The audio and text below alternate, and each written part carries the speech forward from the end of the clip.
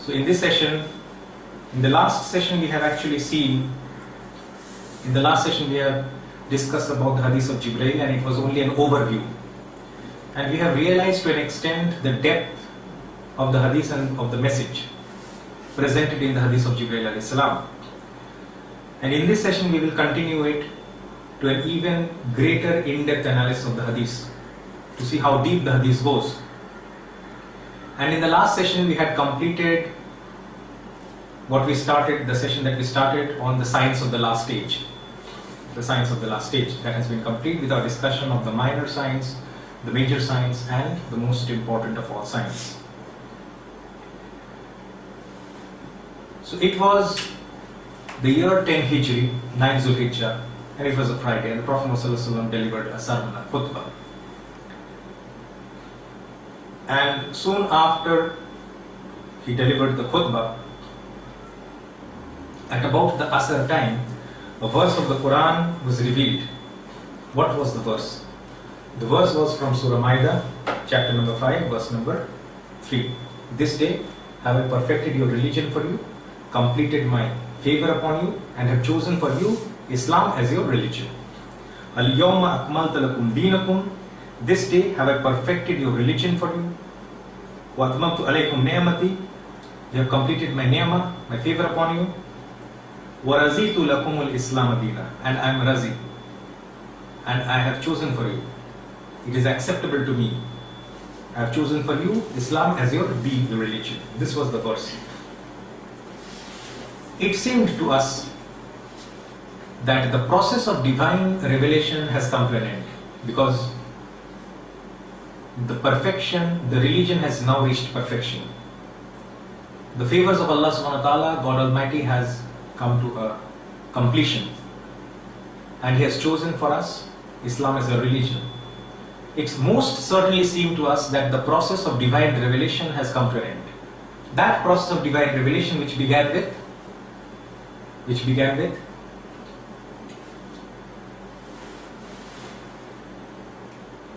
not with Surah Iqra, but that which began with Adam alayhi salam, when As-Suhuf Adam was revealed. As-Suhuf Adam, the book of Adam, or the book of Adam and Eve. And that process of revelation which continued with all the prophets and messengers of Allah subhanahu wa ta'ala. And when the Prophet ﷺ came, that process of revelation continued with him when the first 5 verses of Surah Iqra was revealed. Chapter number 96, verses 1 to 5. Iqra bismi rabbikal ladzi khalaq, khalaqal insana min alaq, Iqra wa rabbukal akram, allazi allama bil qalam, allama al insana ma lam ya'lam. So it certainly seemed to all of us, all the companions, that the process of divine revelation has come to an end. Isn't it? Now it's complete. The deen is complete. The favors are complete. And He has chosen for us Islam as a religion. By the way, the Islam as a religion has been there since the time of Adam alayhi salam, down through all the ages. But wait a minute. It was 10 Hijri. That means it was in the last phase of Prophet Muhammad's life. And according to different estimates, the Prophet ﷺ lived for a very short while after that period. Very short while. According to different estimates, anywhere between 81 to 93 days. That itself is not important, but the shortness we are trying to project. According to my own estimate, it is about 91, 92 days. But in this short period, 2 remarkable events had occurred.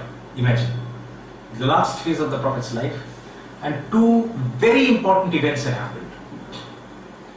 The first event is what we will again come back to, Hadith of Jibreel. We had not given you the context. There was a reason why, because we were interested in deciphering the most important science. And only to the extent the context had to be highlighted, we did so. So now we will give the entire context. And there is a second episode which happened, we will come back to maybe later this day, today, or sometime tomorrow, inshallah. Now imagine this setting, and what happens? Jibreel alayhi salam comes. I mean, a man comes, as is narrated in the hadith, the people do not know that he is Jibreel, still do not know. Two remarks are being made by Umar Radiallahu anhu. He saw and he is narrating the hadith, right? The first remark was that his dress was exceedingly white, his hair or beard was exceedingly black. The explanation of the beard we had given in this previous session. That means, and it also says, explicitly it states that there are no signs of travel on him. Please mark the words very carefully, that there is no signs of travel on him. There is a second observation. What is the observation? No one seemed to recognize him. Maybe these two statements do not make much of a sense to all. But why is it narrated in the hadith? Certainly, it made much sense to them, or they could not come up with some sense regarding these two observations. You see, these two statements by Umar Radiallahu anhu, why did he narrate? Just for the sake of narrating? No. Because it seemed to him that these two narrations were contradicting with each other. Where is the contradiction? Where is the contradiction? Look, we have lost the capacity to deep thinking, to do deep thinking. The contradiction is there. Yes, someone has hit probably. What is it? If there is no sign of travel, then he's supposed to be a lookalike. Yes, exactly. But on the other hand, they don't recognize him. Fantastic. So now we are trying to develop this habit of thinking. So if there is no sign of travel on him, and he is not traveling on Mercedes-Benz AC. If there are no signs of travel on him, no dust on his clothes, extraordinarily white. No dust on his hair or beard, extraordinarily black. That means he must be a resident of Medina. But if he is a resident of Medina, then the people will or should have recognized him. Because Medina at that time is not the Kolkata of today, that there are so many violence that people do not know each other. It was a close, small community and everyone knew everyone else. Everyone knew each other. So if he is not recognizable, he cannot be a resident of Medina, in which case he has to travel. So the Sahabas are thinking, did he drop out of the sky? These words are mine. I'm forcing you to think. They do not have the explanation as of yet. They have just observed two contrasting observations and narrated. Why did Allah subhanahu wa ta'ala choose to make this event happen, proceed in a certain way? Jibreel alayhi salam, this was the first instance, and in all probability the only instance in the history of mankind that he appeared to a group as a whole. Previously he had appeared before Maryam salamun alayha, for example, as a man, and so Maryam being a chaste, a pure lady, she was afraid looking at a man. Does he have some evil intent on his mind? She was not sure, so she protected herself, or she was afraid of the approaching of Jibreel alayhi salam. So, two contrasting observations. And why did Allah make him appear in front of a group? So that there is a lasting impact on the minds of the people and for all times to come upon all people about this incident and about this event. Because they will narrate. We do not narrate sometimes. They narrate. Whether they understand it or do not understand it, they narrate. And it is because of their narration that we have been benefited. Generation after generation. The next point is that he starts, Ya Muhammad, what is this? What sort of an address is this? We are not used to hearing Muhammad sallallahu alaihi wasallam being referred to by his name, not after he became the prophet. We used to refer to him as Ya Nabi or Ya Rasulullah. That was our mode of speech. But who is this man? Who is this man? that he has the audacity, the courage to call Muhammad sallallahu alaihi wasallam by the name Muhammad. They're thinking. And something else happens. He comes, a stranger, and they know that to all people in Arabia, Islam is a threat. Sorry, that the people are a threat to Islam. The people are a threat, the people of Arabia are a threat to Islam, and they had tried all their lives. Some 22 to 23 years had passed since the proclamation of the Prophet ﷺ as a prophet. And they have tried, many of them, not all, some of them, tried to eliminate Islam. So if they see a strange person approaching, is it not their responsibility to stop him and ask him, who are you? That you're walking straight to the Prophet ﷺ? But no one did so. Why did they not do? Or was it that they were as if immobilized in their seats, so they could not move? Was that the case? For if he had a dagger with him, he could have killed the Prophet ﷺ, a stranger. No one knows. So Allah is creating the situation. A drama is unfolding, a mystery and mystifying experience. Are you able to appreciate the setting? This is the depth of the hadith. Come back to the last of the hadith. Okay, we will come to the last later. And after he asks about Islam and Muhammad gives the 5 replies, the 5 pillars, what has come to be known as the 5 pillars of Islam, the word pillar itself is not there in the hadith. Islam is this, and this. The pillar itself is not there in the hadith. The 5 things which we know about. This hadith, look at the gross stupidity on the part of the Islamic scholarship as a whole has been quoted to define Islam. I mean, this hadith is quoted for a number of reasons. One reason, okay, what is the definition of Islam? And this hadith is quoted. In the hadith of Jibreel, the definition of Islam is given, and they're very happy, and the audience is also very happy, and they go home and they sleep, and again they come back the next day, and they're happy. Okay. If they did not know the Islam, the definition of Islam for 22 years, what they were doing, huh? You think they are fools? It's a big joke. They've been fooling the audience, your people, the scholars have been fooling the masses, and do you think they are fools? It's a big joke out there. 22 years in the Sahaba, and you venerate the Sahaba. Fine, we are not disrespecting the Sahaba, but what is the implication of that veneration and that respect and love? No love, all hypocrisy. So, allegedly, they did not know the definition of Islam. Next. So he asks, and he says, Qala sadaqta, you have said the truth. What sort of strange reply is that? He must say he was surprised. It's obvious that he should be surprised. Is he a village schoolmaster? Asking questions and then he knows the answer and verifying the answers and saying this is the correct thing, you've given the correct answer? Some village schoolmaster or what? Next. He proceeds with the questions. He asks about Iman. And Prophet ﷺ gives the definition of Iman, the 6 points of Iman. And we all know about that. And this hadith is also quoted that the definition of Iman is this, and this. And again, allegedly the companions did not know about Iman for 22 years. That is your analysis, that is your upgradation of Sahaba.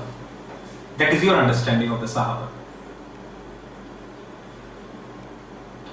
I have asked this several questions. Normally I deal with this hadith at one go, but today I deliberately decided to deal with this hadith in 2 goes. There are both pros and cons to it. The pros are obviously understandable, the cons not so much. I normally ask the question, okay, all of us have heard about the hadith of Jibreel alayhi salam. But do you know when he comes, how many questions are asked? How many questions are asked? Today I have told you, so you know 5. Believe me, this is one of the most read hadiths present in the first chapter, first hadith, very first hadith of Sahih Muslim. The first hadith itself.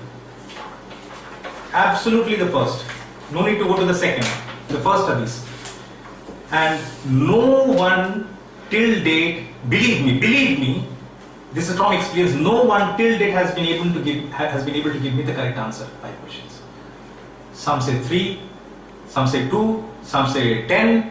All sorts of wrong and rubbish answers they give. Because they have never understood the depth of the hadith. They have never understood the depth of Islam, and they have never understood the depth of the message with which Jibreel alayhi salam was sent to teach the mankind. And for all times to come. Not just them, for all times to come.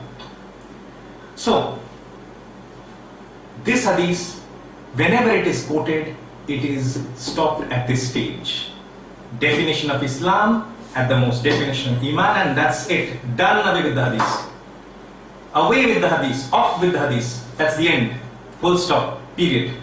Never any other aspect has ever been discussed or is usually discussed. From where they stop the analysis of the analysis of the hadith actually starts from there. Do you realize the difference? So now he asks the question, what is ihsan?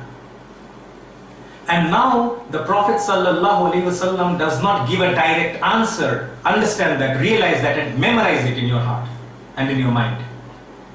What is the meaning of ihsan? Ihsan means perfection in religion. Prophet ﷺ, if he wanted to, he could have replied, ihsan means perfection of religion, spiritual excellence, the pinnacle of understanding of the deen. He could have understood. He could have stated that like that. He did not do. Rather, he stated the implications if you reach ihsan, the level of ihsan. Did you get the point? So he said, if you have reached the level of ihsan, spiritual excellence, perfection in religion, then what will you do? Then you will worship Allah as though you see Him. But can we see Him? We cannot see Him in this world. In the next world we will see Him. In this world we cannot see Him. So immediately it gives the reply, for though you cannot see Him, verily He can see you.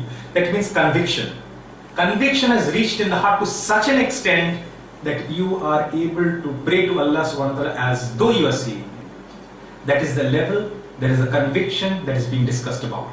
For though you cannot see Him, because you cannot see Him, so you should understand, you should realize constantly that He can verily see you. So you should perfect your prayer not because others are watching you, but you should perfect your prayer because your Rabb, your Lord, will reward you accordingly in the day of judgment. Okay. Next, there is a fourth question. What is the fourth question? When is the hour? When is the hour? So do you think the ihsan, it was not known?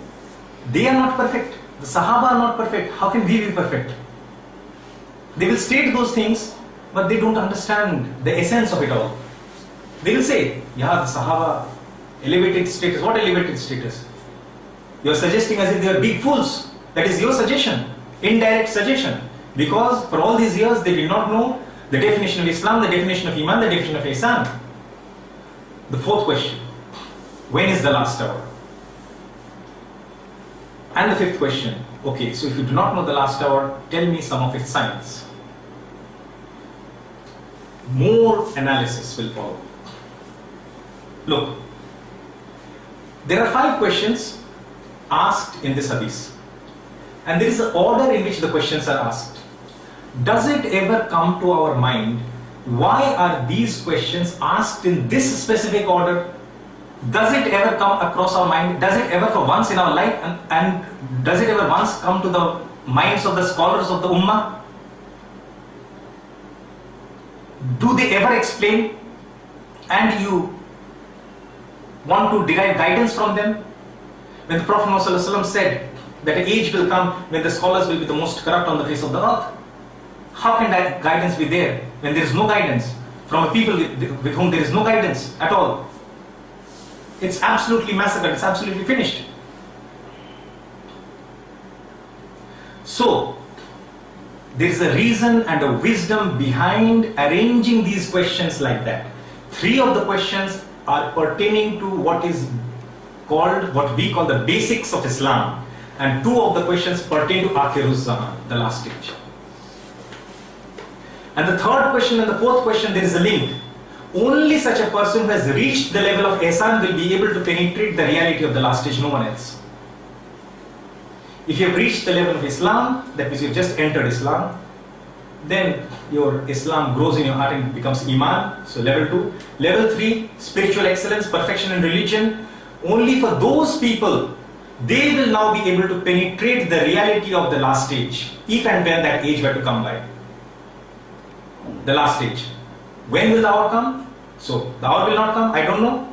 So, tell me some of the signs. So, when these people, the muhsin, the spiritually excellent people, the people endowed with knowledge from Allah subhanahu wa ta'ala, they will be able to appreciate and recognize the last stage from the signs mentioned in the last stage. That is the implication. You should go and tell that to the scholars. So the 4th question and the 5th question. Next, one more important point, and in fact this hadith itself we can have a full entire day on this hadith. The next very important question is, he has come to teach you religion. What does it mean? He has come to teach you about the signs of the last stage, because Islam is known to you, Iman is known to you, Ihsan is known to you. As far as the time of the hour is concerned, no one knows. Because Prophet ﷺ clarified in the hadith that knowledge is not there, knowledge of the hour is not there with anyone except Allah. Hadith of Jibreel, next hadith. All the 6 hadiths combined. Next, something happens. Okay, another very important point about the akhlaq and the adab is also derived from this hadith. So the Prophet sits with the companions and he tells them, ask some questions.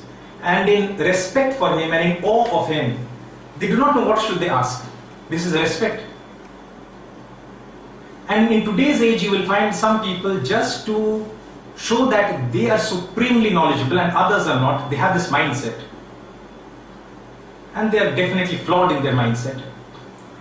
They will ask questions to portray to others that, look, we are superior and the person being questioned to is not superior. That is not the way which we get from the companions. So they could not understand out of profound respect of the Prophet. Those are the words used in the hadith. They did not know what should be asked. So they were waiting. At this time, Jibreel alayhi salam came. We can also understand that asking questions is a good way, and getting answers is a good way to know about Islam from a person who is knowledgeable and who can give us the answers and who can guide us to the true path. Something else happens. When Jibreel alayhi salam leaves, the Prophet sallallahu alaihi wasallam could have immediately told the companions that he was Jibreel alayhi salam. Could he not? He could have. But he waited. And he told something, and there is practical wisdom in it. He told some of the companions. So Abu Hurairah narrates that some of us went out, so he must have gone out with some others, and Umar narrates that we stayed back, that some of them stayed back. Umar is narrating what he did, Abu Hurairah is narrating what he did, and the Prophet instructed some of them to go and get him back. So they went out and they searched for a while, could not find him. Who is this man? Still the identity has not been disclosed. And the Prophet ﷺ is silent. He is not disclosing the identity to the people who are with him. He is giving them time to think and reflect and ponder, to think what is happening, what is going on. And the last stage, after this, the Prophet ﷺ, he knows that he is to pass away. And the Sahaba, they have to continue the field of knowledge, and they have to pass it to the generations to come. He is preparing them. So now they came back, could not find him. Where is this man? Now at that time, you go out of the masjid, there are vast open fields, nowhere to hide. No lanes and by-lanes. In Kolkata you can go and you can hide, you can find. Not a problem. Nowhere, we could not find him. Where is he? At that time, Prophet ﷺ disclosed his identity. Do you know who he was? He was Jibreel alayhi salam. So if you do something, you're more convinced. If you analyze what I am telling, and if you compare it with what others are telling, you're more convinced. That is why we tell you to do that. Not to believe in blindly. Islam is not blind faith. What is blind faith cannot be Islam. If someone told you that, then that is not Islam. That cannot be the authentic version of Islam. No. Did we realize that the hadith has more to it than we ever thought of, than we ever heard of, than we ever imagined? could be contained in this message. So that was the Hadith of Jibreel alayhi salam. Profound testimony. And it was so remarkable that it was etched in the minds of the companions. It was etched in their minds, in the collective minds of the companions. So hence the wisdom of appearing in front of the group of people. And then, that is it. That is the end of the Hadith. Now this stops and the next session begins. And we take a short break in between. Wa akhiru da'wana alhamdulillahi rabbil alamin.